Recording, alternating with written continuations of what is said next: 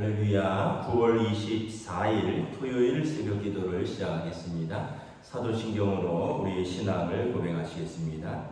나는 전능하신 아버지 하나님 천지의 창조주를 믿습니다. 나는 그의 유일하신 아들 우리 주 예수 그리스도를 믿습니다.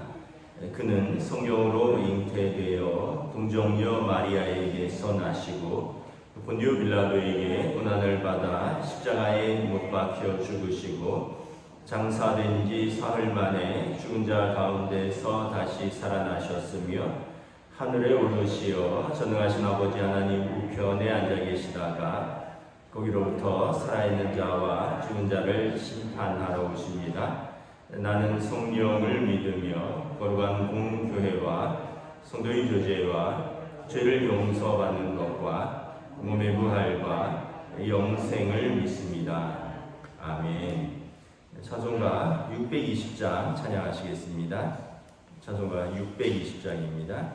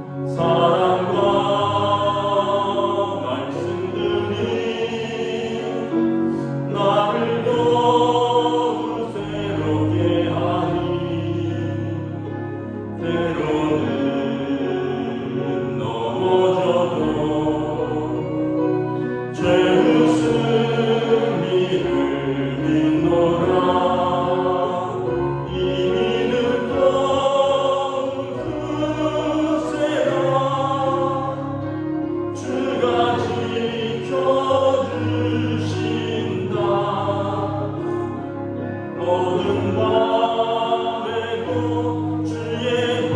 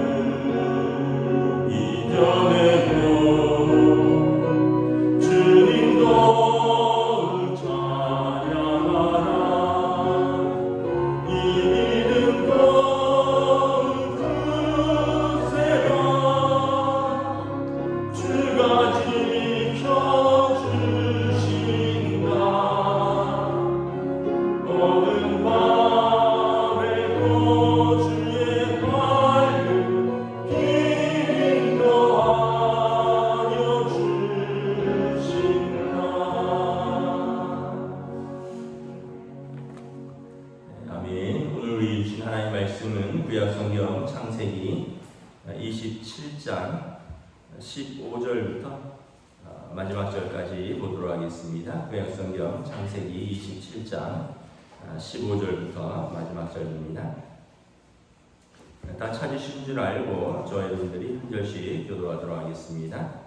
리브가가 집안 자기에게 있는 그의 맏아들 에서의 좋은 의복을 가져다가 그의 작은 아들 야곱에게 입히고 또 염소새끼의 가죽을 그의 손과 목에 매끈매끈한 곳에 입히고 자기가 만든 별미와 떡을 자기 아들 야곱의 손에 주니 야곱이 아버지에게 나아가서 내 아버지 하고 부르니 이르되 내가 여기 있노라. 내 아들아 내가 누구냐.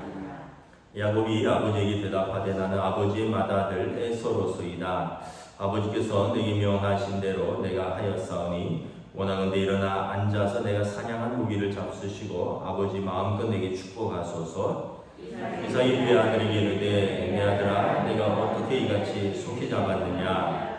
그가 이르되 아버지 하나님 여호와께서 나로 순조롭게 만나게 하셨음이니이다. 이삭이 야곱에게 이르되 내 아들아 가까이 오라. 내가 과연 내 아들 에서인지 아닌지 내가 너를 만져보려 하노라. 야곱이 그 아버지 이삭에게 가까이 가니 이삭이 만지며 이르되 음성은 야곱의 음성이나 손은 에서의 손이로다 하며 그의 손이 형 에서의 손과 같이 털이 있으므로 분별하지 못하고 축복하였더라. 이삭이 이르되 내가 참 내 아들 에서냐. 그가 대답하되 그러하니이다. 이삭이 이르되 내게로 가져오라. 내 아들이 사냥한 고기를 먹고 내 마음껏 내게 축복하리라. 야곱이 그에게로 가져가며 그가 먹고 또 포도주를 가져가며 그가 마시고 그의 아버지 이삭이 그에게 이르되 내 아들아 가까이 와서 내게 입맞추라. 그가 가까이 가서 그에게 입맞추니 아버지가 그의 옷에 향취를 맡고 그에게 축복하여 이르되 내 아들의 향취는 여호와께서 복 주신 밭의 향취로다. 하나님은 하늘의 이슬과 땅의 기름짐이며 풍성한 곡식과 포도주를 내게 주시기를 원하노라. 만민이 너를 섬기고 열국이 내게 굴복하리니 내가 형제들의 주가 되고 내 어머니의 아들들이 내게 굴복하며 너를 저주한 자는 저주를 받고 너를 축복하는 자는 복을 받기를 원하노라. 이삭이 야곱에게 축복하기를 마치매 야곱이 그의 아버지 이삭 앞에서 나가자 곧 그의 형 에서가 사냥하여 돌아온지라. 그가 별미를 만들어 아버지에게로 가지고 가서 이르되 아버지여 일어나서 아들이 사냥한 고기를 잡수시고 마음껏 내게 축복하소서. 내 아버지 이삭이 그에게 대답하기를 너는 누구냐. 그가 대답하되 나는 아버지의 아들 곧 아버지의 맏아들 에서로소이다.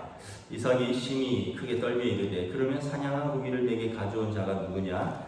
내가 오기 전에 내가 다 먹고 그를 위하여 축복하였은즉 그가 반드시 복을 받을 것이니라.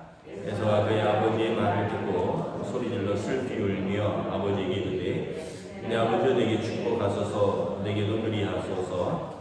이삭이 이르되 내 아우가 속여 내 복을 빼앗았소다.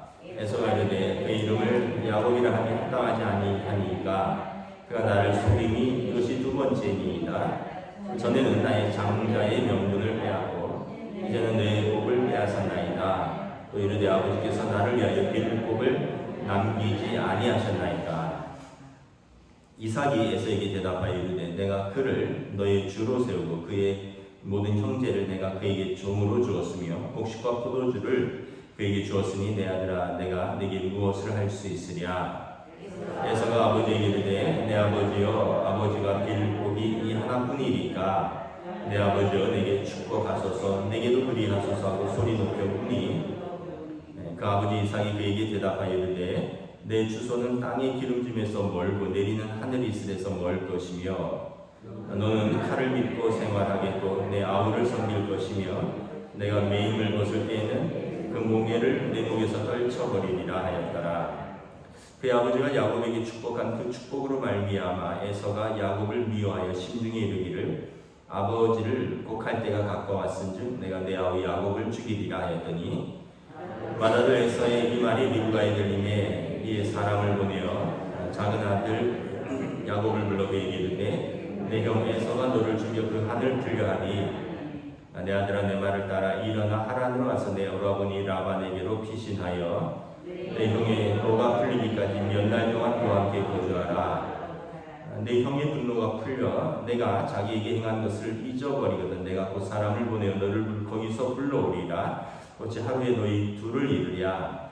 리브와 이삭에게 이르되 내가 햇사람의 딸들로 말미암아 내 삶이 싫어졌거늘 야곱이 만일 땅의 딸들고 그들과 같은 햇사람의 딸들 중에서 아내를 맞이하면 내 삶이 내게 무슨 재미가 있으리까.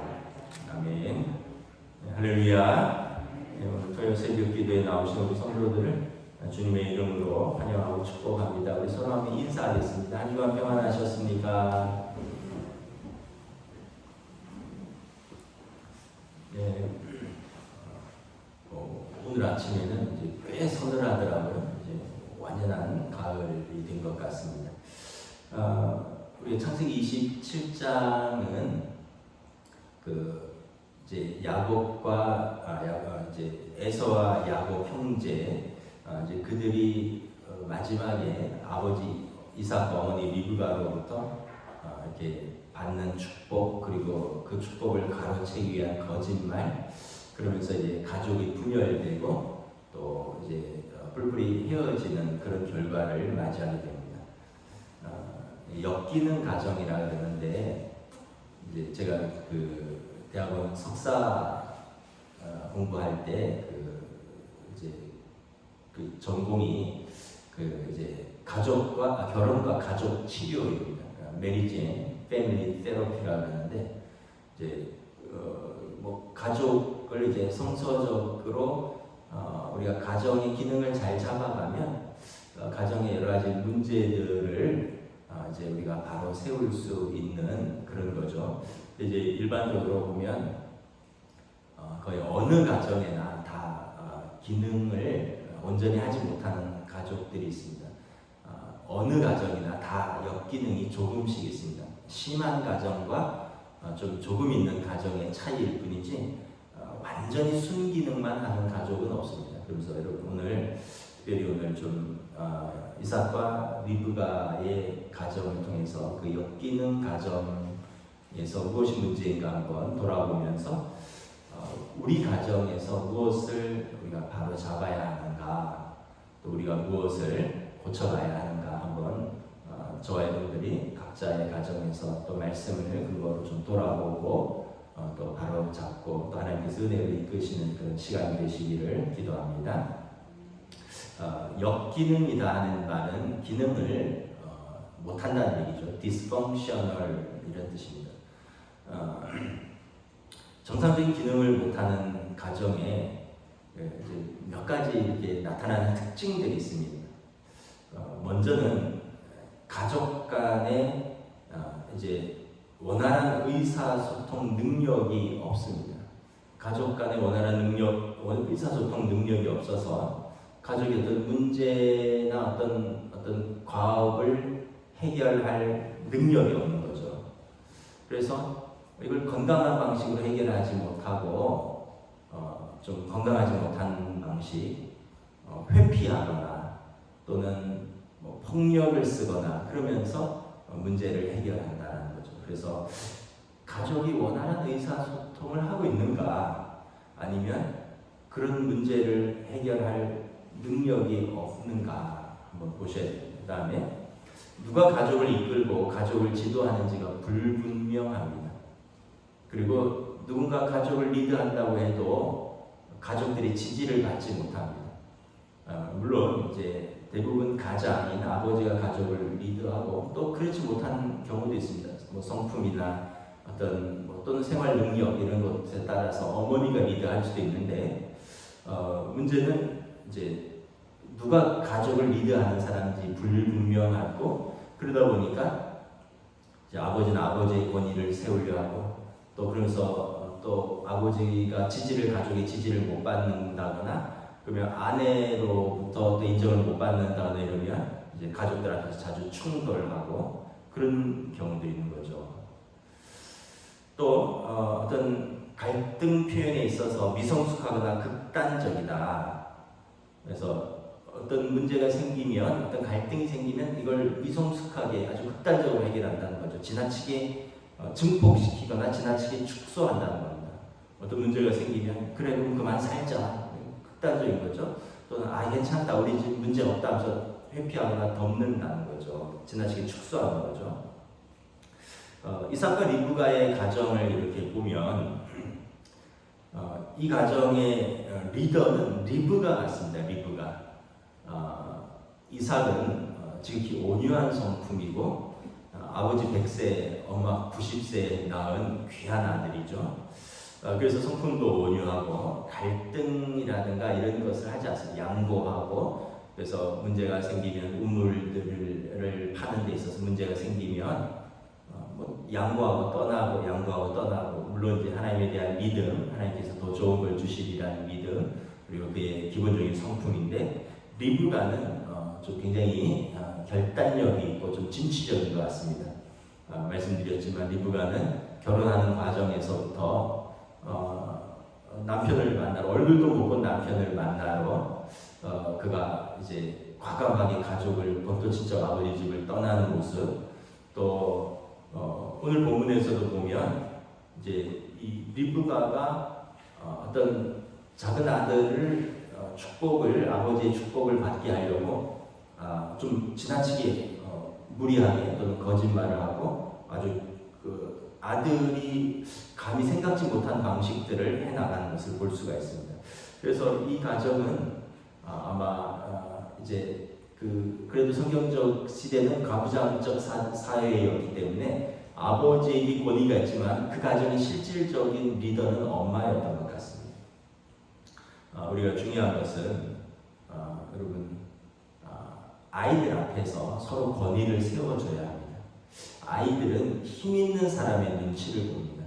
집에서 엄마가 힘 있다 생각되면 아빠를 지지하지 않거나 무시합니다.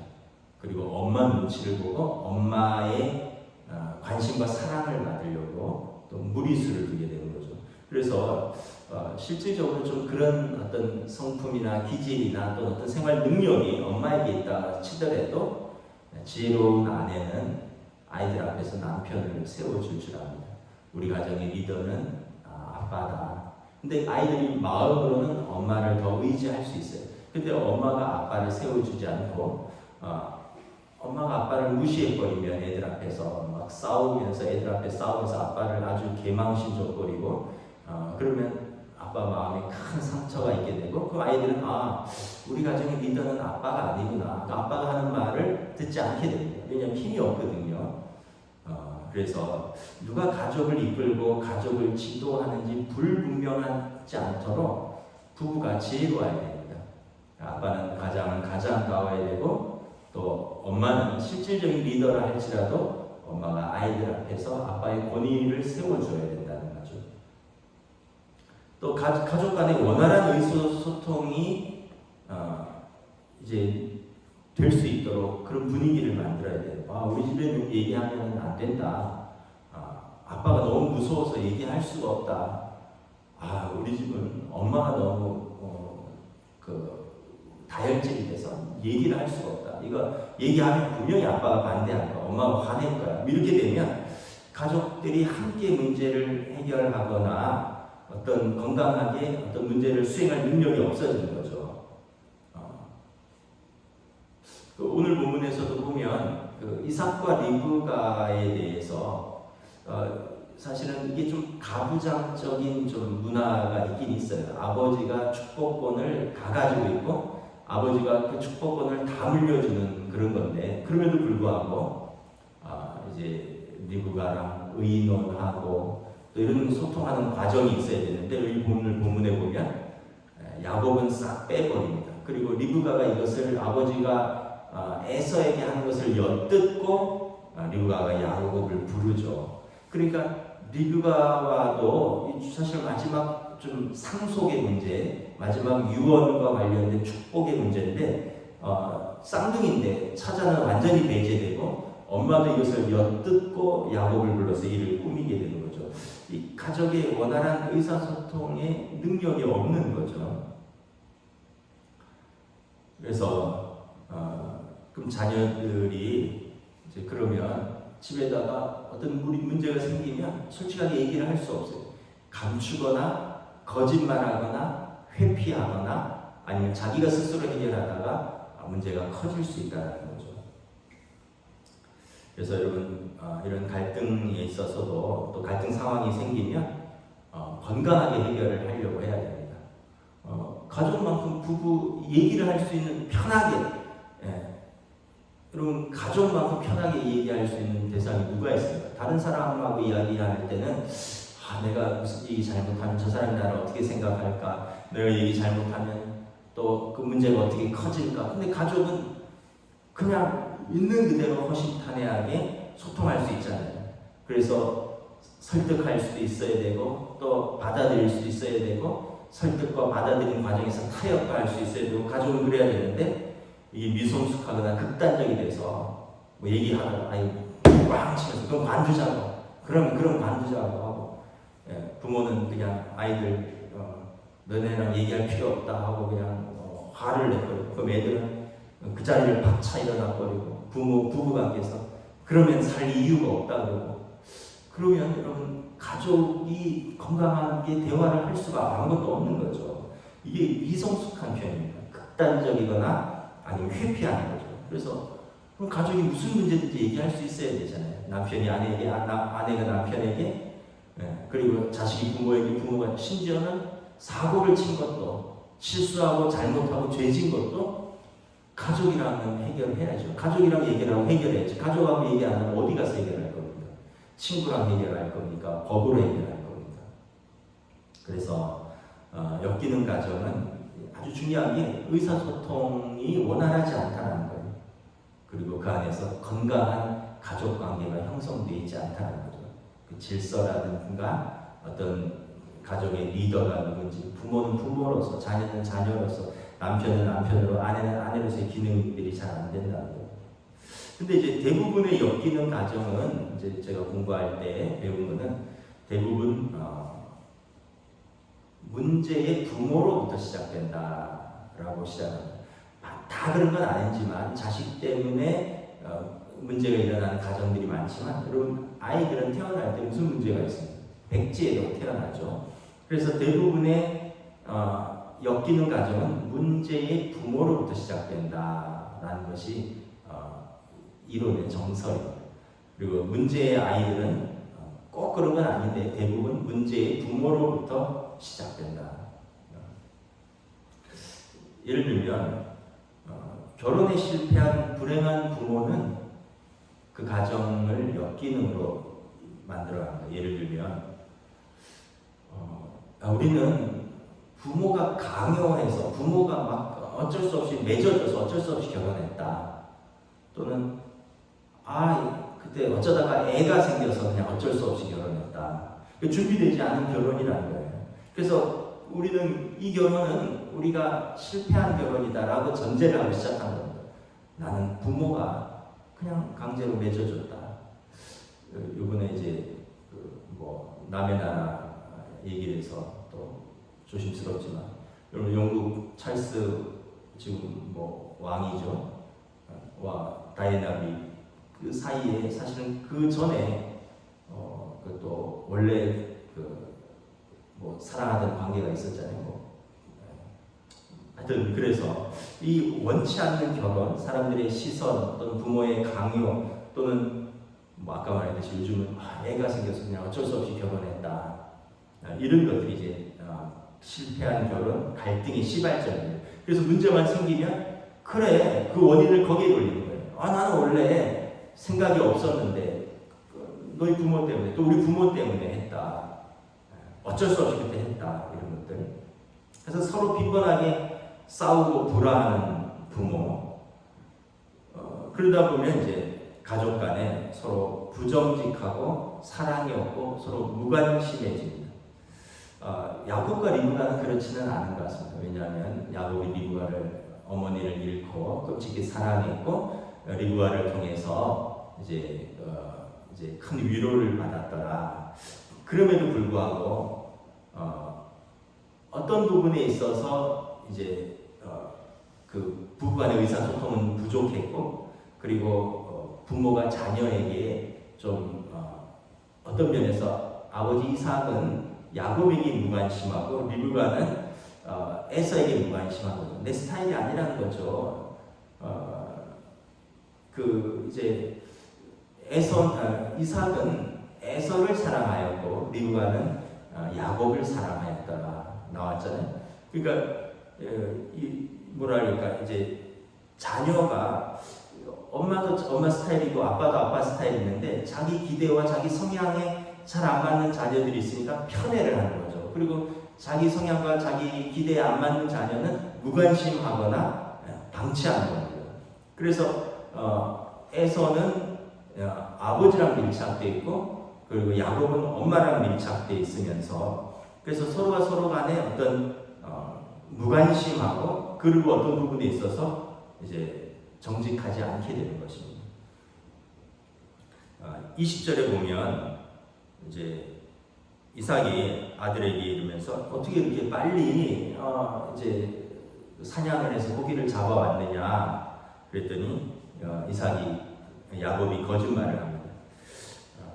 그가 이르되 아버지 하나님 여호와께서 나로 순조롭게 만나게 하셨나이다. 이거 사실 이 거짓말은 엄마로부터 시작된 겁니다. 리브가가 야곱에게 거짓말을 시켰고 야곱은 또 자신의 목적을 위해서 아버지에게 하나님의 이름을 들먹거리면서 거짓말을 하는 거죠. 그러니까 이 부정직한 관계, 가족 간의 정직한 관계가 아닌 거예요. 서로 감추고 속이고 또 부정직하고 무관심한 상태인 거죠. 또 이 부모들이 또 학대하는 부모, 편애하는 부모는 분명하게 자녀를 엮이는 가정의 피해자로 만듭니다. 학대하는 부모, 아이들을 과도하게 때린다거나 학대한다거나 또는 편애한다거나 예전에 그런 일들이 많았죠.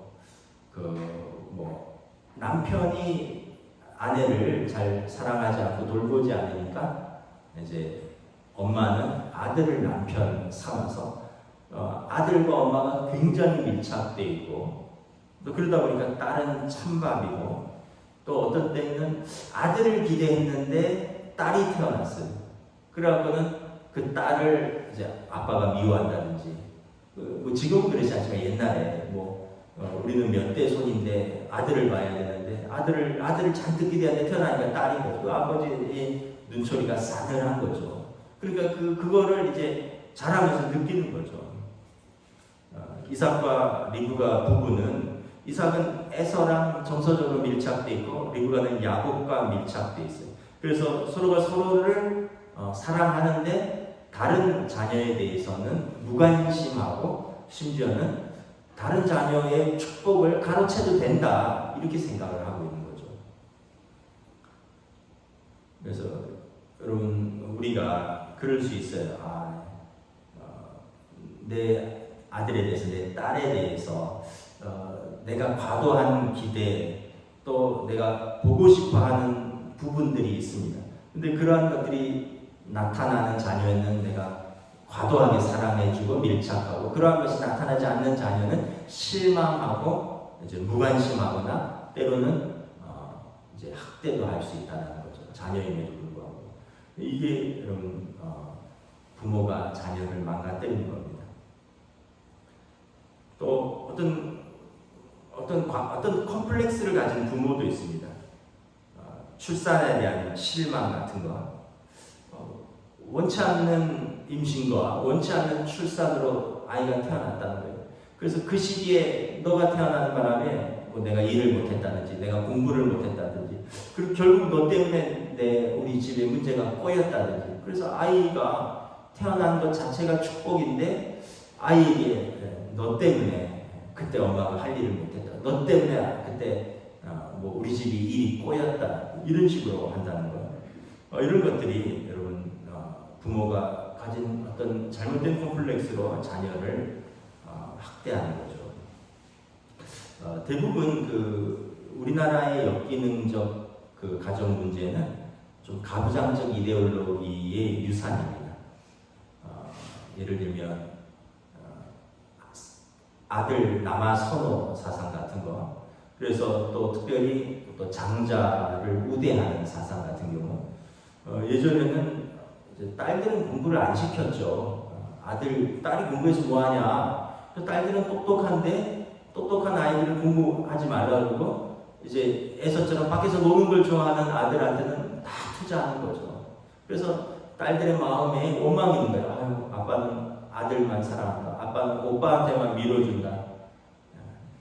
또 특별히 과거에는 이제 장자 우대를 했죠. 그래서 과거의 법이 장자 우대 불균등 상속법이라고 해서 장자에게 50%를 주고 나머지 자녀들에게 n분의 1로 나눠주는.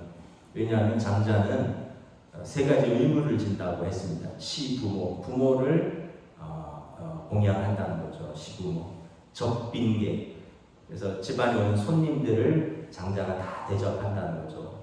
그리고 공제사, 죽은 다음에 부모 제사를 장자가 지낸다. 그래서 장자에게 유산을 50%. 지금은 그렇지도 않죠. 여러분, 딸들이 부모에게 더 잘하는 경우도 있고, 또 물론 장남이 잘할 경우도 있고, 차남이 잘할 경우도 있고, 그런 게 문제가 아니에요. 자녀들을 동일하게 사랑해주고, 동일하게 축복해주고, 동일하게 유산을 줘야죠. 이제 현대사회는 그렇진 않은데, 그러니까 이게 부담이 큰 거예요. 장자에게도. 저희 부모님도 이제 옛날 분이다 보니까 이제 저만 보면 아들 위로 누나 있고 아래 여동생이 있는데, 그냥 가정의 모든 대소사는 제가 다 주도적으로 해결해야 됩니다. 왜냐하면 아들이기 때문에. 아들. 그래서 좀 마음이 좀 부담이 돼요. 그리고 우리 큰아들은 장손이에요. 장손, 찬이다. 너는 장손이기 때문에. 그 손자, 손녀가 7명이 있습니다. 저희 집 셋, 누나네 2, 여동생네 2. 그래서 아들 4셋, 딸 3이 있는데, 그리고 찬이 위로도 2명이나 더 있는데, 그냥 저희 아들은 그냥 무조건 장손이에요. 아기 때부터 장손. 너는 장손이니까 아버지 뒤를 이어서, 너는 장손이니까 네가 할아버지 할머니의 뜻을 받고, 너가 장손이니까. 그래서 이게 저는 그냥 하도 그렇게 해서 얘기를 듣고 자랐기 때문에 그냥 받아들이는데, 아이도 좀 힘들어하고 엄마도 좀 힘들어하고, 이게 너무 그런 부담을 안 지웠으면 좋겠다. 다 똑같이 책임도 감당하고 다 똑같이 의무도 감당하고 이래야지. 그래서 어쩌게 보면 이런 좀 엮이는 가정에 우리나라는 좀 가부장적 이데올로기가 좀 많이 남아있는 거죠. 이 구약시대 성경의 이 시대도 가부장적 이데올로기죠. 장남에게 축복을 몰아주는 거예요. 나중에 보면 아버지 내게도 축복하소서, 내게도 그리하소서 했더니 아들에게 다 주고 내게는 남은 것이 없다는 거예요. 그러면서 38절에 보면 에서가 아버지에게 이르되 내 아버지가 비를 보기 이 하나뿐이니까 아버지 내게도 축복하시고 내게도 그리하소서 하고 소리 높여 우니. 에서의 처지도 참 딱하죠. 아버지가 축복을 해서 다 축복하면 끝나나요? 근데 사실은 이제 그 구약 시대에는 아버지에게 축복권이 있었습니다. 이것은 이제 어떤 물질적인 유산뿐만 아니라 어떤 신앙적이고 어떤 정신적인 모든 축복권을 말하는데, 아버지가 다 나눠줬다라는 거죠. 그러니까 아버지에게 그래서 이삭이 내가 아버지의 맏아들이소로다 그러면서 울면서 내 아버지여 내게도 축복하소서, 내게도 그리하소서. 그래서 기껏 이삭이 에서에게 한 축복은 뭡니까? 너 내 주소는 땅의 기름짐에서 멀고 내리는 하늘의 이슬에서 멀 것이며. 이게 무슨 축복이에요? 작은 아들에게는 27절에 보면 내 아들의 향취는 여호와께서 복 주신 밭의 향취로다. 하늘의 이슬과 땅의 기름짐이며 풍성한 곡식과 포도주를 내게 주시기를 원하노라.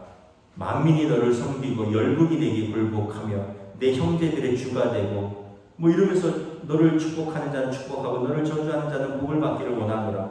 이렇게 하늘과 땅과 모든 관계의 축복을 다 줘놓고 아버지가 큰아들에게 주는 축복은 다 줬기 때문에 너한테 남아있는 것은 내 주소는 땅의 기름짐에서 멀 것이며 내리는 하늘의 이슬에서 멀 것이다.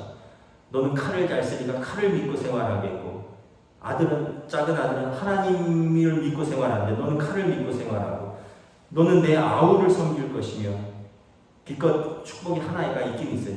내 멍에를 내 목에서 떨쳐버리는 날이 올 것이다. 너도 독립해서 살 것이다. 그러니까 너는 너 힘 믿고 살고, 너 칼을 의지해서 살고, 근데 내 아우보다 못할 것이고, 땅과 하늘의 복이 너로부터는 가깝지 않다는 거죠. 이미 다 줬다는 거죠. 그런 게 어디 있어요? 이렇게 그래도 아들을 위해서 진심으로 축복하고 나눠주면 되죠. 그러면 장자에게 만약에 에서에게 다 줬으면 야곱에게는 이렇게 안 줄 거잖아요. 그래서 이런 어떤 모든 복, 또 모든 어떤 그런 것들을 다 아들에게 몰아주고 장자에게 몰아주고, 이런 가부장적 유산이 엮이는 가정에 많은 문제들의 출발이라는 것입니다. 그래서 여러분, 아들과 딸을 동일하게 사랑해 주십시오. 아들에게도 동일한 의무를 지우시고, 딸에게도 동일한 책임을 지우시고, 아들에게도 동일한 몫을 주시고, 딸에게도 동일한 몫을 주시고, 아들이라고 더 주고, 장자라고 더 주고, 딸이라고 홀대하고, 요즘은 또 반대입니다. 딸이라고 더 사랑하고, 아들이라고 말썽핀다고 더 이렇게 무시하고. 27장 1절에 보면 그 이삭의 상태를 상징적으로 보여주는 구절이 있습니다. 이삭이 나이가 많아 눈이 어두워 잘 보지 못하더니, 이제 나이가 많아서 눈이 어두워 잘 보지 못하더라라고 표현을 했지만, 사실은 이게 이제 엮이는 가정에 문제 있는 부모의 어떤 가장 대표적인 모습입니다. 부모가 자식에 대해서 있는 대로 보지 못한다는 거예요. 자신이 보고 싶은 대로 본다는 것입니다. 있는 대로 보지 못한다라는 얘기는 자식의 어떤 본 모습, 본 기질, 성향, 능력들을 있는 대로 보지 못하고 과도한 기대를 한다는 거예요. 그래서 자신이 보고 싶은 대로 본다는 거예요. 과도한 기대를 했다가 이게 이루어지지 않으면 실망하거나, 또는 그렇지 못하면 이제 무관심해지거나 학대를 한다거나. 그래서 또 자녀는 부모의 기대를 실망시키지 않으려고 두 가지 모습을 보입니다. 자기의 본 모습을 모르거나 감추게 되고, 그리고 어떻게 보면 자신의 본 모습을 찾아가지 못하고 거짓된 어떤 부모의 기대나 그 자아 속에서 자라다가 나중에 부모랑 충돌하게 되거나, 아니면 그 가스라이팅이라는 거죠. 그냥 부모에게 정서적으로 완전히 속박되어서, 둘 중에 하나예요. 이게 자기 자아가 이제 커져서 이제 이게 부모의 그 과도한 기대나 어떤 엮이는 가정에서 자기가 도저히 살 수 없다면 크게 충돌하거나, 아니면 거기에 복종해서 가스라이팅, 정신적으로 지배되고 장성했지만 그냥 부모 한마디 꼼짝도 못하고, 그래서 성인 아이로 자라는 두 가지, 자녀가 그렇게 두 가지 선택밖에 할 수가 없는 거죠. 그래서 여러분, 자녀를 있는 그대로 인정해주고, 뭐 공부 잘할 수도 있고 못할 수도 있고요. 또 조금 이렇게 성향이 외향적일 수도 있고 내향적일 수도 있고, 너는 이렇게 내성적이니 좀 내성적으로 태어났는데 어떻게 해요? 또 여러분, 몸을 잘 쓸 수도 있고요. 머리를 좀 잘 쓸 수도 있고, 손을 잘 쓸 수도 있고, 음악을 잘할 수도 있고. 야, 그런 건 돈 들어가니까 하지마. 야, 그걸로 밥 먹고 살겠어. 하지마. 그러면 이제 그가 유일하게 잘할 수 있는 그것을 그냥 기능을 사장시키게 되고, 잘 못하는 거를 붙들고 하다가 힘들어지고 실망하게 되고, 그리고 낙심하게 되는 거죠. 그래서 그냥 있는 그대로를 봐줘야 돼요. 너는 몸을 잘 쓰는구나. 너는 손 기술이 있구나. 너는 머리를 잘 쓰는구나. 여러분, 국민교육 현장에 있잖아요. 타고난 저마다의 소질을 개발하고 뭘 잘하는지 부모가 잘 관찰하고 안내해 줘야 될 책임이 있어요. 있는 그대로 보지 못하고 자신이 보고 싶은 대로 보고 그것을 강요하면 자녀가 부모의 기대에 희생된다는 것입니다. 그래서 이제 이삭과 리브가 가정이 이제 신앙적 가정이고 또 좋은 것이 많이 있는데, 결과적으로 마지막에 이 엮이는 가정의 전형적인 모습을 보이면서 그 결말이 비극적으로 끝납니다. 36절 한번 읽도록 하겠습니다. 36절 시작. 에서가 이르되 그의 이름을 야곱이라 함이 합당하지 아니하나이까 그가 나를 속임이 이것이 두 번째 나이다. 자, 그래서 이제 형이 동생을 속였습니다. 또 41절부터 우리 45절까지 한번 교독하겠습니다. 그의 아버지가 야곱에게 축복한 그 축복으로 말미암아 에서가 야곱을 미워하여 심중에 이르기를 아버지를 곡할 때가 가까웠은즉 내가 내 아우 야곱을 죽이리라 하였더니 맏아들 이 말이 리브가에게 들리매 이에 사람을 보내어 작은 아들 야곱을 불러 그에게 이르되 내 형 에서가 너를 죽여 그 한을 풀려 하니 내 아들아 내 말을 따라 일어나 하란으로 와서 내 오라버니 라반에게로 피신하여 내 형과 누가 풀리기까지 몇 날 동안 그와 함께 거주하라. 함께 읽습니다. 내 형의 분노가 풀려 내가 자기에게 행한 것을 잊어버리거든 내가 곧 사람을 보내어 너를 거기서 불러오랴. 어찌 하루에 둘을 이르랴. 자, 어찌 하루에 둘을 이르랴. 어머니 리브가는 이 일로 말미암아 아들을 잃었습니다. 큰 아들을 잃었어요. 큰 아들이 어머니를 더 이상 신뢰하지 않고 어머니가 어떻게 하겠어요? 원수가 된 거죠. 동생은 어떻게 41절에 보면 죽이도록 미운 겁니다. 쌍둥이 동생인데 죽이도록 미워서 아버지만 죽으면 내가 내 아들, 내 동생 야곱을 죽이리라. 여러분, 야곱은 어떨까요? 아버지를 두려워하게 되겠죠. 아버지를 속여서 형의 축복을 가르쳤습니다. 아버지를 가까이 하지 못하는 겁니다. 그리고 형을 무서워하는데 어머니는 이제 이 야곱을 잃을까봐 어떻게 너는 집을 떠나라. 내가 어찌 너희 둘을 하루에 잃으랴. 그래서 이제 야곱이 집을 떠나게 됩니다. 그리고 이 일로 인해서 리브가는 더 이상 사랑하는 아들을 보지 못합니다. 왜냐하면 야곱이 떠나서 20년 만에 돌아오기 때문에 그때는 이미 아버지도 어머니도 다 돌아가신 거죠. 리브가는 아들 둘을 다 잃은 거예요. 가까이 살지만 형 에서를 잃었고 장남을, 그리고 사랑하는 아들은 멀리 떠나보내서 살아서 한 번도 못 봤다는 거죠. 그 말씀을 마치도록 하겠습니다. 우리가 성경을 읽으면서 이게 그냥 그분의 삶이구나, 그런 스토리구나로 끝나는 게 아니라 우리가 믿음의 인물들을 보면서 내가 어떻게 삶을 살아야 되는구나, 이런 문제와 이런 상황 속에서 나는 어떤 믿음의 선택을 해야 되는가를 돌아보는 것이고, 또 이런 또 문제에 있는 어떤 상황을 보면서 우리는 그런 문제 속에서 나는 어떻게 선택을 하며 나는 부모로서, 나는 자녀로서, 남편으로서, 아내로서 나는 어떻게 이것을 건강하게, 어떻게 믿음으로, 어떻게 신앙적으로 올바로 선택해야 되는가. 그래서 여러분 말씀드렸습니다. 문제 없는 가정은 없습니다. 다 건강한 가정은 하나도 없어요. 다 부분적으로 다 문제가 있어요. 그런데 전반적으로 건강한 가정이고요. 그럼에도 불구하고 전반적으로 건강하지 않은 가정이 있습니다.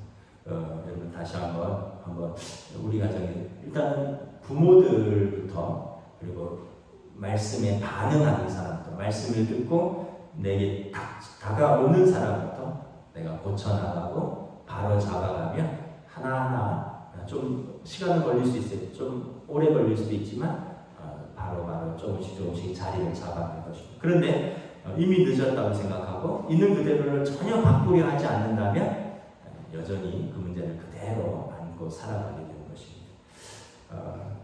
저희 가정도, 여러분들의 가정도 하나님의 은혜 아래 또 평화로운 가정, 또 은혜로운 가정, 사랑이 풍성한 가정 되시기를 우리가 기도하고 노력할 때 하나님께서 은혜 주시고 성령님께서 인도하시기를 축복합니다. 기도하겠습니다. 하나님 은혜를 감사합니다. 우리가 말씀을 통해서 참 이삭과 리브가의 부부, 그리고 그들의 성향, 또 두 아들의 성향, 또 두 아들이 각각 부모에게 정서적으로 밀착되어 있으면서 한 아들을 사랑하고 한 아들을 무관심하거나 미워하는, 그래서 형제간의 갈등이 생기고 결국 부모 자식 간의 갈등이 생기고, 그래서 이 가정이 아름다운 결말을 맺지 못하는 것들을 바라봅니다. 마음 아프고 슬픈 마지막에 가족사를 보게 됩니다. 오늘 우리들의 삶 속에서도 하나님께서 주신 못된 가정인데 우리의 미숙함으로 인해서, 우리의 미성숙함으로 인해서, 우리의 불신함으로 인해서, 또 우리 연약함과 허물 때문에 우리도 우리 가정의 연약함과 허물로 이끌어가고 또 믿음의 가정으로 살았지만 또 너무나 부족하고 마음 아프고 슬플 때가 많이 있습니다. 그럼에도 불구하고 우리는 하나님을 믿습니다. 하나님을 신뢰합니다.